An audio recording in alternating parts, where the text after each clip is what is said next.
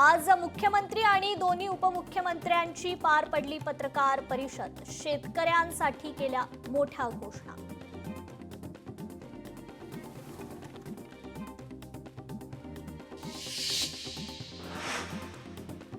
तर 253 तालुक्यांमध्ये सरसकट मदत करणार। खरडून गेलेल्या जमिनीसाठी 3.5 लाख मदत। कोरडवाहू शेतकऱ्यांना 35,000 रुपये।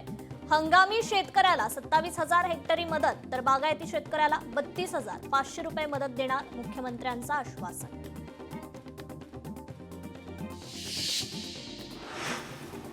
दूध देणाऱ्या जनावरांसाठी 37,500 रुपये, तर ओढकाम करणाऱ्या जनावरांसाठी 32,000 रुपयांची मदत दिली जाणार मुख्यमंत्र्यांची माहिती।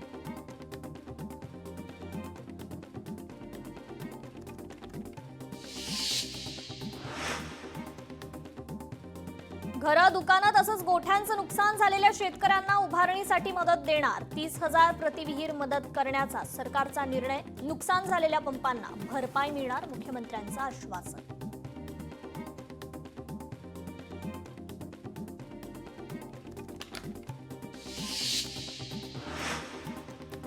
कोणत्याही परिस्थितीत शेतकऱ्यांच्या मुलांचे शिक्षण आणि स्वप्न बाधित होऊ नये, सरकार मुख्यमंत्र्यांची घोषणा।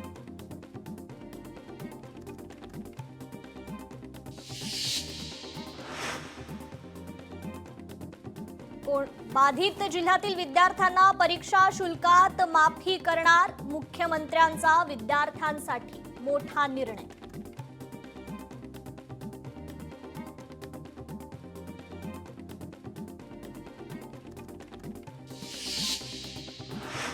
$45 लाख शेतकऱ्यांनी पीक विमा उतरवला। विमा उतरवलेल्या शेतकऱ्यांना अतिरिक्त 17,000 रुपये हेक्टरी विम्याचे पैसे देणार मुख्यमंत्र्यांची माहिती। सरकार खंबीरपणे शेतकऱ्यांच्या पाठीशी। एनडीआरएफच्या निकषांपेक्षाही जास्त मदत दिली शेतकऱ्यांना। दिवाळीपूर्वी मदत मिळणार उपमुख्यमंत्री एकनाथ शिंदेंचं आश्वासन।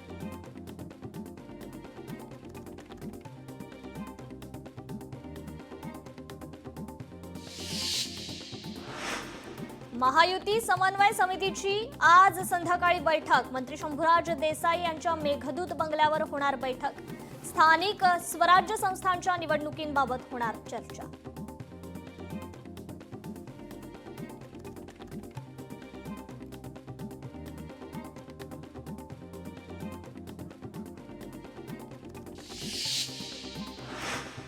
तर मुंबई हायकोर्टाला जीआरला स्थगिती देण्यास नकार। 2 सप्टेंबरच्या शासन निर्णयास स्थगिती देण्यास नकार। राज्य सरकारला मोठा दिलासा। 4 आठवड्यानंतर होणार पुढील सुनावणी।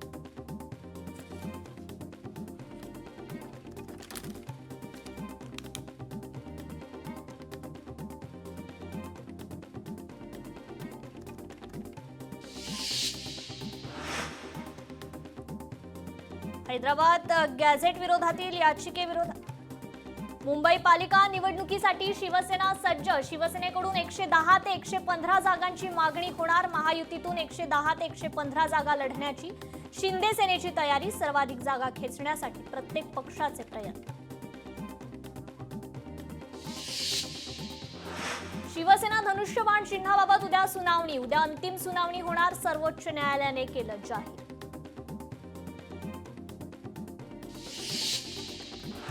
ओबीसी महासंघाची नागपूर जिल्हा कार्यकारिणी बरखास्त। बबनराव तायवाड यांच्या सूचनेनुसार कारवाई। संघटनेत शिस्त, पारदर्शकता आणण्यासाठी निर्णय धोरणात्मक पाऊल असल्याचं महासंघाकडून स्पष्ट। हिंगोलीत शेतकऱ्यांचं अन्नत्याग आंदोलन। ओला दुष्काळ जाहीर करण्याच्या मागणीकरता आंदोलन। सरन्यायाधीश भूषण गवईंवर बूट फेकण्याचा प्रयत्न। घटनेच्या निषेधार्थ नागपुरात आंदोलन। माजी गृहमंत्री अनिल देशमुखांच्या नेतृत्वात आंदोलन। सर्वोच्च न्यायालयामध्ये सरन्यायाधीश भूषण गवई यांच्यावर झालेल्या हल्ल्याचा धाराशिवमध्ये निषेध। हल्लेखोरांवर कठोर कारवाई करावी, कार्यकर्त्यांची मागणी। सरन्यायाधीश भूषण गवईंवरील हल्ला प्रकरण। अमरावती शहरातील काँग्रेस पक्ष आक्रमक। अमरावतीमध्ये काँग्रेसचं आंदोलन। सरन्यायाधीशावरील हल्ल्याच्या निषेधार्थ आंदोलन, न्यायमूर्ती गवईंवरील हल्ल्याच्या प्रयत्नाविरोधात रोहित पवार यांचं आंदोलन. सरन्यायाधीशांवरील हल्ल्याच्या निषेधार्थ आंदोलन, शरद पवारांचे राष्ट्रवादीचं अनेक ठिकाणी आंदोलन, बारामतीत सुप्रिया सुळेंचं आंदोलन. रत्नागिरीत न्यायमूर्ती भूषण गवई यांच्यावर झालेल्या भ्याड हल्ल्याचा निषेध, बार असोसिएशनच्या वतीनं राजापूर वकिलांकडून निषेध व्यक्त. अहिल्यानगरच्या शेवगाव गेवराई मार्गावर सकल वंजारी समाजाचं रास्ता रोको आंदोलन, वंजारी समाजाला अनुसूचित जमाती प्रवर्गातील आरक्षण तात्काळ मिळावं अशी मागणी. नवसाला पावणारी श्री जगदंबा मातेच्या शांती उत्सवाला खामगावात प्रारंभ, 6 ऑक्टोबर पासून ते 16 ऑक्टोबर पर्यंत सोहळा साजरा करण्यात येणार. नंदुरबारमध्ये प्राथमिक आरोग्य उपकेंद्र 4 वर्षापासून धुळखात, आदिवासी जिल्ह्यात आदिवासींचे हाल, प्रशासनाचं मात्र दुर्लक्ष. आरोग्य उपकेंद्र शुभारंभ करण्यासाठी प्रशासन कधी मुहूर्त काढणार असा सवाल उपस्थित. शिर्डीत येणाऱ्या प्रत्येक भाविकांचं रजिस्ट्रेशन बंधनकारक करा, माजी खासदार सुजय विखे यांची साई संस्थानाला मागणी. तिरुपती बालाजीला जो नियम आहे तोच शिर्डीलाही लागू व्हावा या दृष्टीनं मागणी.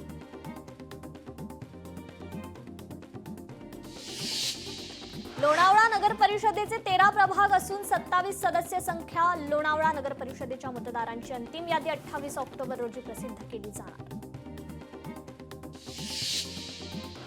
सिंधुदुर्गातील 8 पंचायत समित्यांच्या सभापती पदासाठी आज आरक्षण सोडत. ओरोस बुद्रुक येथील जिल्हा परिषद शाळेतील विद्यार्थ्यांच्या हस्ते चिठ्ठ्या काढत आरक्षण जाहीर. प्रबोधनकार ठाकरेंचं पुस्तक भेट दिल्यानं मोठा वाद. मुंबई पालिकेच्या कस्तुरबा रुग्णालयातील प्रकार, निवृत्त कर्मचाऱ्यानं भेट दिली होती पुस्तकं, भेट देणाऱ्या कर्मचाऱ्यावर सहकाऱ्यांनी फेकली पुस्तकं, निवृत्त कर्मचाऱ्यास माफी देखील मागायला लावली. बनावट पासपोर्ट प्रकरणी निलेश घायवळवर गुन्हा दाखल. कोथरूड पोलीस स्टेशनमध्ये घायवळ विरोधात गुन्हा दाखल. बनावट कागदपत्रांच्या आधारे पासपोर्ट बनवल्याचा आरोप. सरन्यायाधीशांवर हल्ला करणाऱ्या वकिलाची बडबड, परमात्म्याने माझ्याकडून करवून घेतलं ते मी केलं. गवईंवर हल्ला करणारे वकील राकेश किशोर यांचं वक्तव्य. निलेश घायवळवर वेगवेगळे 4 गुन्हे दाखल. घायवळ परदेशात पसार, मात्र अटक कधी होणार सवाल उपस्थित. 2024 नंतर नवीन मतदारांची नोंदणीच नाही. गेल्या वर्षभरात 18 वर्षे पूर्ण करणाऱ्यांच्या नावाची नोंदणी ठप्प. निवडणुकीत 1 जुलै 2025 पर्यंत मतदार यादी ग्राह्य. कुडाळ नगरपंचायत नगराध्यक्ष पदाचं आरक्षण सर्वसाधारण वर्गाकरता जाहीर. शहरातील इच्छुकांची गर्दी वाढली. टीईटी शिवाय शिक्षकांना पदोन्नती नाही, सर्वोच्च न्यायालयाचा स्पष्ट आदेश. जिल्हा परिषद तसेच खासगी शाळांतील शिक्षकांकरता ही अट लागू राहणार.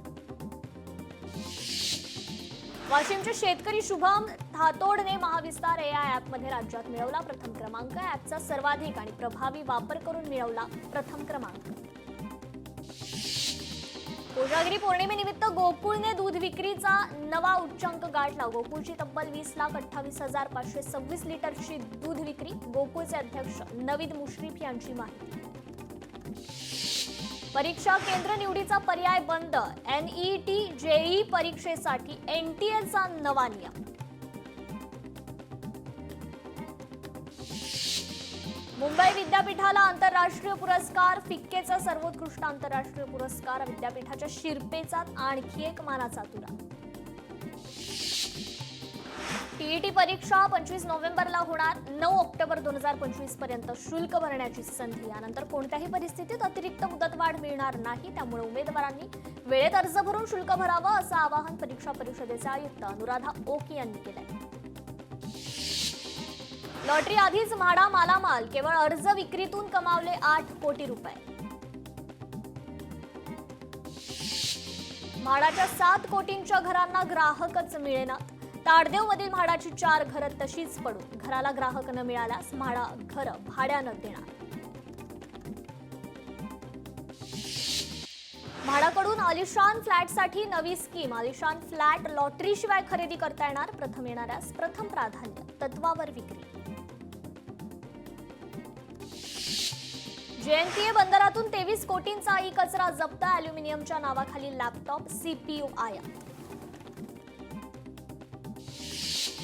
ठाण्यावर पाणी संकट, 7 ते 9 ऑक्टोबर दरम्यान 10% पाणी कपात. मुंबईत आजपासून 3 दिवस पाणी कपातीची शक्यता, सलग 3 दिवस पाणी पुरवठा प्रभावित होण्याची शक्यता. जलशुद्धीकरण केंद्रात मीटर बसवण्याचं काम सुरू.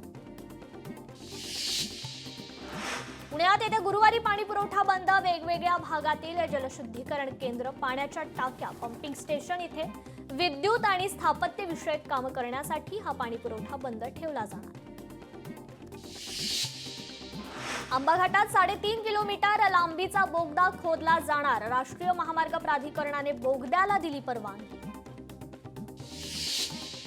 नवी मुंबईत उद्या अवजड वाहनांना बंदी, सकाळी 6 ते रात्री 10 या वेळेत अवजड वाहनांना बंदी. नवी मुंबई विमानतळाच्या उद्घाटनामुळे बंदी, वाहतूक पोलिसांचा मोठा निर्णय. सरन्यायाधीश भूषण गवई यांच्यावरील हल्ल्याच्या प्रयत्नाचा सोलापुरात संभाजी ब्रिगेडच्या वतीनं तीव्र निषेध. गवई यांच्या प्रतिमेवर फुले उधळून दुग्धाभिषेक. हल्लेखोर वकिलावर देशद्रोहाचा गुन्हा दाखल करून कठोरात कठोर शिक्षेची मागणी. मालाड ते अंधेरी फक्त 6 मिनिटात, बीएमसीचा मेगा प्रोजेक्ट, पोयस नदीवर उभारणार पूल. नवी मुंबई विमानतळ उड्डाणासाठी सज्ज, पहिले 5G airport, 66 check in counter, 22 self baggage drop points, तर 29 एरोब्रिज सह 10 बस बोर्डिंग गेट्स. पुणे मेट्रोचा होणार विस्तार, विमानतळ कोंढवा येवलेवाडी परिसरापर्यंत होणार विस्तार. सविस्तर प्रकल्प अहवाल तयार करण्याकरता निविदा मागवल्या. या मार्गांमुळे पुणेकरांचा प्रवास होणार सोपा आणि जलद. पुणे मेट्रोने पार केला 10 कोटी प्रवाशांचा ऐतिहासिक टप्पा. केंद्र आणि राज्य सरकारच्या माध्यमातून 6 मार्च 2022 रोजी मेट्रो सेवा सुरू करण्यात आली होती. राज्यातील ॲप आधारित रिक्षा टॅक्सींचा गुरुवारी बंद, परिवहन विभागातील भ्रष्टाचाराकडे लक्ष वेधणार. एसटी कामगारांच्या प्रलंबित मागण्यांकरता महामंडळ उदासीन, पगारासाठी पैसेच नाहीत, सरकारच्या मदतीची प्रतीक्षा.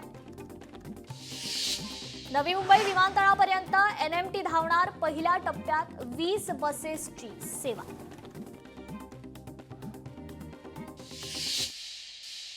कल्याणमध्ये शाळकरी मुलांचा धोकादायक प्रवास, एकाच रिक्षात 10 ते 15 विद्यार्थ्यांची वाहतूक, विद्यार्थ्यांच्या वाहतुकीचा व्हिडिओ व्हायरल.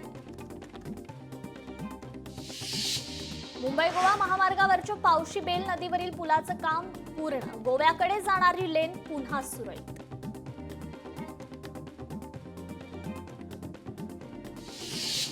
केवळ नुकसान भरपाई पुरता मर्यादित न राहता पूरग्रस्तांसाठी विशेष आर्थिक पॅकेज जाहीर करा, आमदार राजेश विटेकर यांची मुख्यमंत्री देवेंद्र फडणवीसांकडे मागणी. हिंगोलीत दसरा महोत्सव समितीतर्फे 11 लाख रुपयांची पूरग्रस्तांसाठी मदत, शेतकऱ्यांच्या पिकांचं मोठं नुकसान. पंढरपूरमधील माढ्यात शिंदेंच्या शिवसेनेकडून पूरग्रस्तांना कपड्याचं वाटप, 5000 पूरग्रस्तांना मदत. छत्रपती संभाजीनगरमध्ये अतिवृष्टीमुळे नुकसान झालेल्या शेतकऱ्यांसाठी मदतीचा हात, 17,000हून अधिक अधिकारी आणि कर्मचाऱ्यांनी मुख्यमंत्री सहायता निधीत 4 कोटी रुपये जमा करण्याचा केला निर्णय. बीडच्या पूरग्रस्तांना राज्य मुस्लिम खाटीक सेवा संस्थेकडून पशुधनाचं वाटप, पुराचा फटका बसलेल्या पिंपळगाव कानडा गावामधील उपक्रम. पूरग्रस्त शेतकऱ्यांसाठी बँक ऑफ महाराष्ट्राची 50,000ची तातडीची कर्ज योजना, छत्रपती संभाजीनगर जिल्ह्यातील सर्व ग्रामीण शाखांना तत्काळ कर्ज मंजुरीचे अधिकार.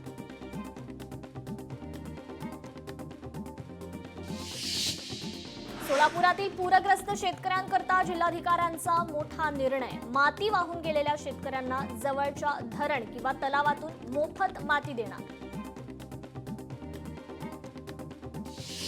यवतमाळमध्ये अतिवृष्टीमुळे शेती पिकांचं नुकसान, कापूस सोयाबीन पीक पुन्हा संकटात, शेतकऱ्यांना कर्जमाफी आणि तत्काळ नुकसान भरपाई देण्याची मागणी.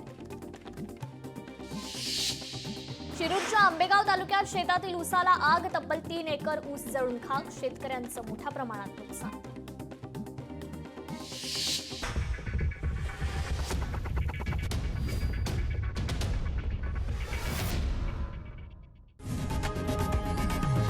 लोकशाही मराठी ऐका, पहा, जागरूक रहा.